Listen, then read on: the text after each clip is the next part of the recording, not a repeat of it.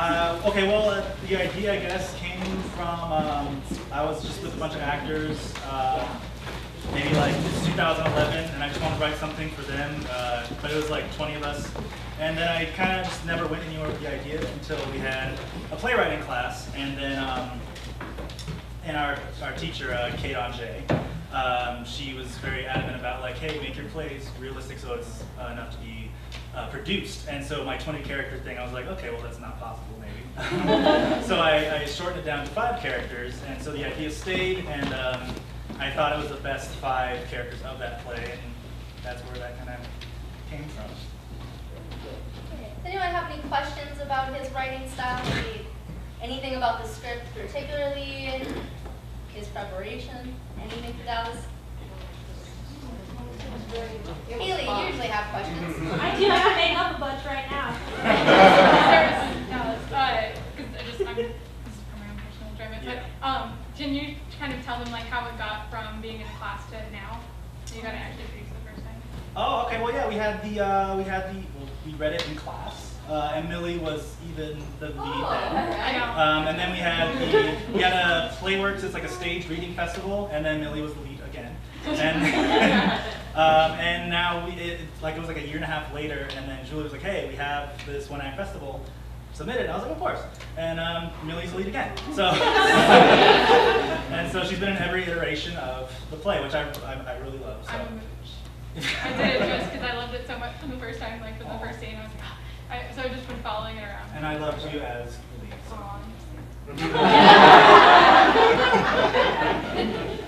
And everyone did great. I thought everyone. Oh, yes. Another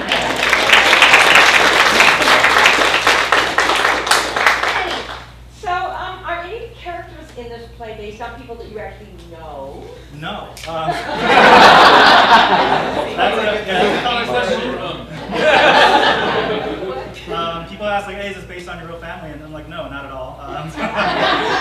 My family dynamic's not like that at all. And I don't know anyone's family. But I just thought it's like a fun, I just thought it was a fun mix to have that. Like you take little things from people you meet, but not any one person in particular. Like I know people like Mona, the sex crazed roommate, but not that exaggerated.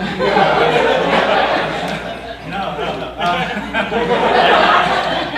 I would say like the main characters kind of like me, or like they're both in like me in a way.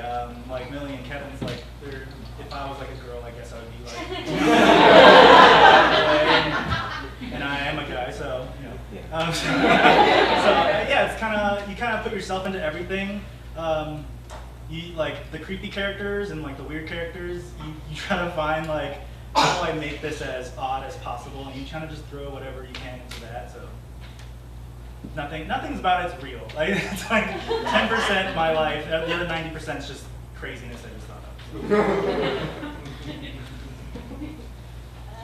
I'm sorry, I don't know your name. Gretchen. Gretchen. So I really liked the touch of the landline that shows up. That's kind of almost a magical realism touch. Like explanation for like how on earth is a landline. And where did that come from? And like, do you like is that kind of an important moment for you in the play? I love that part because it's just that magical realism, like you said. It's just like I wanted to like it's pretty early in the play. I want people to know like this is a zany type play. It's not gonna be like super realistic. I just wanted people to know like anything could happen in this. Even like the characters can be over the top, and I think that's fine. So like I wanted to make sure that moment was early on. We're just like what the hell. Like, and so yeah, that's why that's in there. And it's one of my favorite little bits in there. And I thought it was really funny in this one. Yeah, so. Haley. Okay, so I saw it when it was at UCR, and now I've seen it. Are you going to do anything else with it, or are you just going to... Well, okay, well, there's 2 things. People keep saying... People keep saying, make it longer, do a second act. And I'm like, okay, sure. So I'm thinking like, okay, I don't want to ruin the flow of it by extending the first act. So I'm thinking, okay, if I do a second act, how do I do that? And so naturally my mind's like, oh, it's like a sequel. So we just, where does it go from there? And obviously, you know, there's a marriage, like a wedding coming soon. But then you have the, and then you have these 2 other characters who are off doing other weird things too. So it's like it's fun to see the progression progression of where those things go. And so I'm thinking like a sequel type second act to that. And of course, in general, since I'm also like a filmmaker, I want to film it one day. That's real. Yeah, okay. So hopefully one day we can film it, so. Once I figure out the second act, what I want to do with it. I have a question. You say you only knew.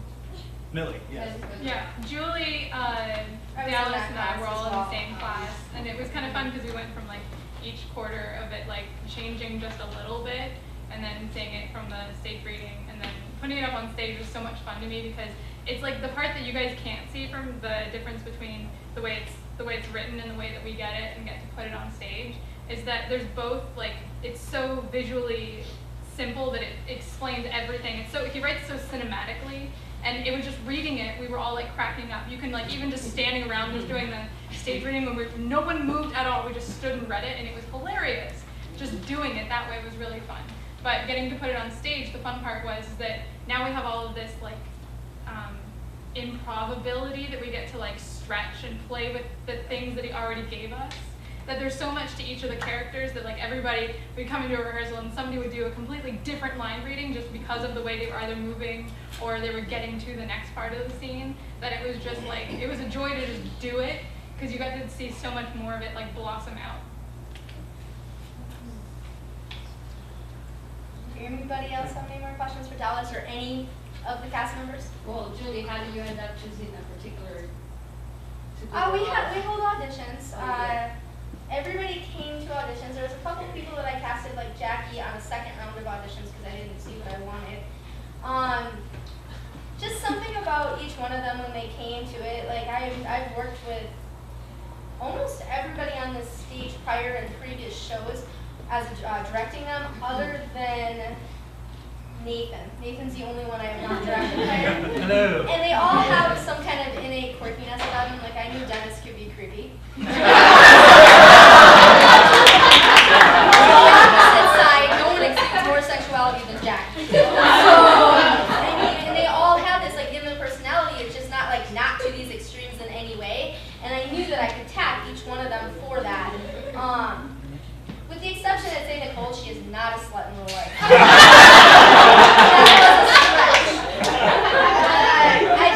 We had a lot of people that came out and auditioned, and this was just everybody who stood up for the roles. They were like the best. It was a very awesome thing. Anybody have any other questions for the actors, for Dennis, Dallas? I have a name problem, and anyone who knows me knows that if they start with the same letter, it's an issue. So, Yes. you were talking about probably putting this into film format. Your film Illumination, Oh, yeah. how does one get to see that? Oh, Where is it? if you go on to YouTube, we have, there's actually a link, I put a link in my cast biography thingy, facebook.com/ETHfilms. We have other movies on there as well. Illumination's my first one. And we just put out another one, Let's Talk About Jane, which is a drama. And then Illumination's like a sci-fi romance thing. And then later this fall, Lucid Dark is a horror movie with sleep paralysis and stuff.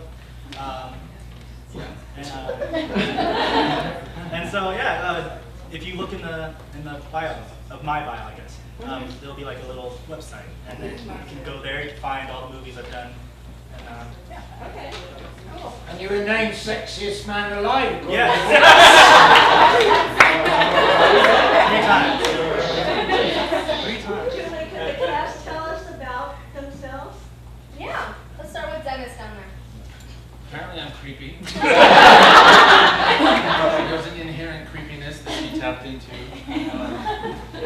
I don't know, I'm not good at talking about myself. Really? Dennis, I first met Dennis. We did Other Desert Cities here in February. And it was a great show. About a week before we opened, I had the lead male back out on me. And if anyone's ever seen Other Desert Cities, that's a word to play. Yeah. And it is very hard to do if you have someone who's done the whole run, let alone bring someone in literally the day before tech week. Jenna gave me Dennis's phone number. I auditioned him and 2 other guys at that same time, and he went out. That was on a Saturday. Monday he came in and knew all of his lines. Wow. For Trip. Trip is one of Trip has, other than Paige in that Paige, not Paige. Polly. Polly. See? Other than Polly, those are the two lengthiest like monologues in there, and he came in and nailed it. And so ever since then, like, I just know he's the go-to guy when you have something that is rough. He's the guy. And that's how I know he can be creepy. Because that's not something that, like, yeah, oh yeah, everybody can be creepy and do a voice, but there's mannerisms and there's grossness, like kissing the hand and like, and he's such a That's in the script. But he was well-rounded, so that's all I can really. You're very well-rounded actor. Thank you, I appreciate it. Nathan? Hi. I'm Nathan Smith Finley. I'm new to this theater. I am an actor, amateur filmmaker, and I just had this guy actually send me a link to the audition because the show was put on here. So I came in, had no idea what I was reading for, and then I get called up by Julie a little bit later, and she's just like, okay, here are 3 roles for you to choose from. I'm like, okay, I'll just take Mark. And she's like, is that it? Wait, you mean you're offering me all 3 and not just one? Yes. So I took it, and then when I came in here for the first rehearsal, all of a sudden people were like, so you have a tail. I was like, is this going to be a visible thing? No, it's just mentioned, but you have a tail. So it's really strange to sort of dive into a character who has a tail. But this is, for being such a small cast, these people they're very fun to be around, because I never felt for a second that I was the odd one out. It was just sort of just like, hi, you're weird too, welcome. So it's fun to play a character who's just so messed up and who does not want to admit that he's messed up. So yeah, that's what I gotta say about. That's all I gotta say about that. It's fun. He's wearing like a suit and like nice stuff, and he's like he can't for this role. No. This is actually my first pair of blue jeans I bought in like 5 years. And now you're in the suit and stuff. Yeah. Switching. Millie? I'm Millie Graham. I was, like I said, went to school with Julie and Dallas. We all graduated together almost in a row. Yeah, it was me and then Julie and then Dallas. So technically, I graduated before you guys. But no, like I said, I both, like, it was both of them. I saw the Facebook post about this role because I'm friends with both Julie and Dallas, and I've been kind of like following whatever they've been doing since we graduated, like a mooch, because I know that they're on to like really, really, really good things. So it's like anything that I can latch onto and like ride, I'm taking it.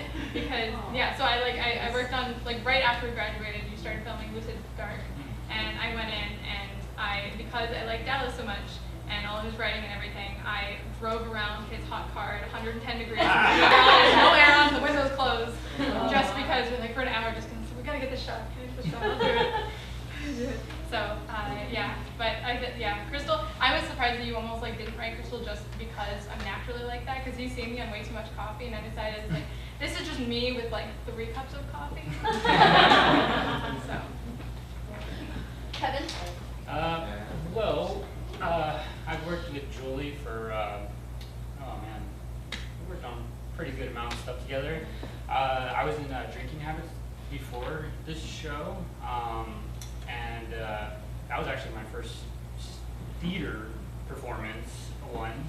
And then after that, Julie told me about, this one act festival's coming, you should come audition. And I was like, oh, all right, let's try it. So I did, and then she called me and said, oh, okay, you're gonna be in Under the Rug. And I was like, oh, thank God, that's awesome. And I was like, all right. And then she's like, oh, and by the way, you're in the other one too. And I was like, oh. Which one? All right. And she's like, oh, we'll work it out. And I was like, all right. But yeah, we're doing a lot of stuff together, so I'm trying to stay attached to everything because Julie's an amazing director, so I love her little touches on everything. And well, without that script, man, Jesus, we did good on that.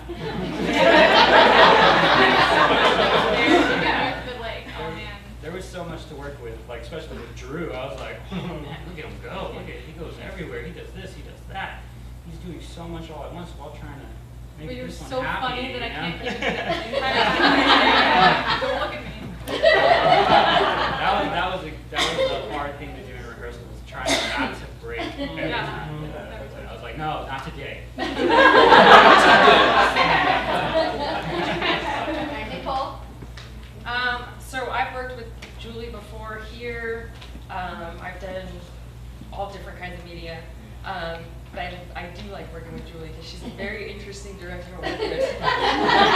You think, so she tends to typecast me as a whore. I do, and I don't understand why, because I'm so not like that at all. And then I play a lot of zombies, weirdly. So I'm either dead or in the bed. And this play that Dallas wrote, when I read it, I just thought, oh my gosh, there's so much that you can improv off of this. There's not a lot, when you read a play, there's a little bit of stage directions, like you're gonna go over here, you're gonna go over there, but it doesn't tell you what tone of voice to use or how to stand or exactly how bitchy Mona is. That's all up to how we play with it. And then when you go too far, Julie will rein you in. So don't throw the papers off the stage. So it's a really fun dynamic when you can play around with words that much, and that's what I liked about that. Have you ever considered playing a nun? So, I actually did. Rumor has it, that's why I was in Drinking Habits, yeah. And I played a reporter playing a nun who made out with another reporter playing a nun. Jackie? So I'm Jacqueline Noon, and in my defense, I was a nun as well. Exude any sexiness in here. And so I always wanted to act, but I waited till my kids were adults, and then I started doing community theater. And I tapped into When Harry Met Sally for that little scene there. And now I'm just dabbling in some independent films, and I love Julie, and actually wasn't going to do this, I was taking a break. But she called me and said, hey, I need you. So I'm glad I did. It was awesome. It was wonderful to work with everybody. Does anyone have any other questions? I have one, to be honest. It's the language I was a little bit concerned about. For a very real reason. You had 3 youngsters sitting down here. Yeah. I mean, on the Facebook, I put rated R so everyone knows. I'm sorry, I hope you guys They're not traumatized. These kids came with a cast member, so I'm pretty sure And they're on a aware of serious note, if you did have a lot of youngsters in the audience, it's very easy not to use the full words and still get the message across. Yeah, of course. Without the kids having full exposure to it. I don't really agree with that. If the Yeah, but kids it's shouldn't too be late fully telling them it's a exposed dog to it, show then and if they're the here. kids shouldn't be fully exposed to it, then they shouldn't be brought. And if the parents are okay with it, that's fine. But by doing that, we're taking something away from the playwrights. In a way, In a lot of ways. but you had people leave because of the language. Then maybe they should. No, I'm just It's asking you. contemporary. I'm a Yeah. director-producer, so if someone asked me that question, I feel a little bit like you, that it would take it away, but maybe I would adjust it a little bit, I don't know. I'm not in a This position wasn't to to be attack. adjusting Honestly, I playwrights wanted to or- make Get a it feedback. more vulgar. I think I should.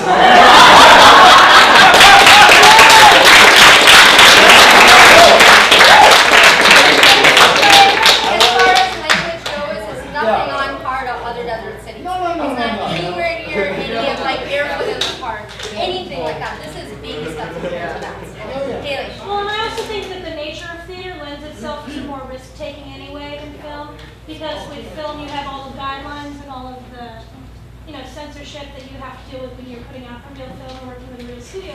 Whereas with a theater, you just work with any production company, any community theater, and if they want to take it on, they take it on, and there's not as much restriction. And for published plays, if you open to the second page of the play, there is a disclaimer that says if you remove the swear words, you can be held for copyright reasons too.